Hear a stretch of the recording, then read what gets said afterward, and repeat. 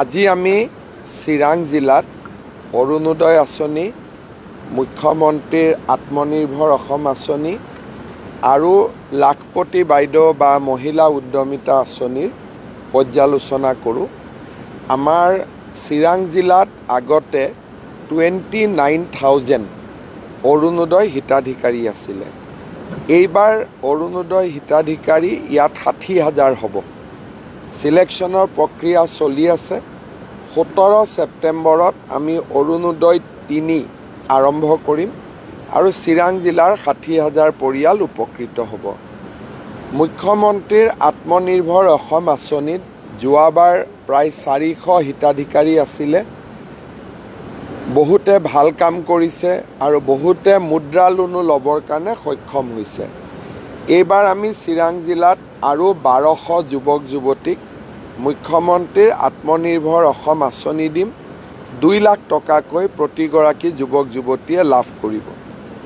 মহিলা উদ্যমিতা আঁচনিৰ ক্ষেত্ৰতো প্ৰায় 45,000 প্লাছ মহিলা চিনাক্ত হৈছে চিডলি আৰু বিজনী সমষ্টিত। তেখেতসকলেও 10,000 টকা কৰি লাখপতি বাইদেউ আঁচনিৰ অধীনত লাভ কৰিব। আজি আমি সকলোৱে বহি আঁচনিবোৰ আলোচনা কৰিলোঁ। নতুনকৈ 4,000 ৰেচন কাৰ্ডো আহিছে চিডলি আৰু চিৰাঙৰ কাৰণে। আঁচনিবিলাকৰ যাতে সুবিধা সকলোৱে পাব পাৰে তাৰ কাৰণে আমি খুব সুন্দৰ কৰি আলোচনা কৰিলোঁ, যাতে সকলো ৰাইজে ইয়াৰ সুবিধা পাব পাৰে। চাওক, আমাৰ কামটো একেদিনাই 1 ঘণ্টাত ধুনীয়াকৈ হৈ যায়। আমাক নাগৰিক সন্মিলনৰ প্ৰয়োজন নাই, আমি নিজৰ ভিতৰতে কৰি লওঁ। গতিকে যেতিয়া এছেম্বলি ইলেকশ্যনৰ ওচৰ চাপিব, এদিন গধূলি মোৰ ঘৰত বহিম, এনাউন্স কৰি দিম।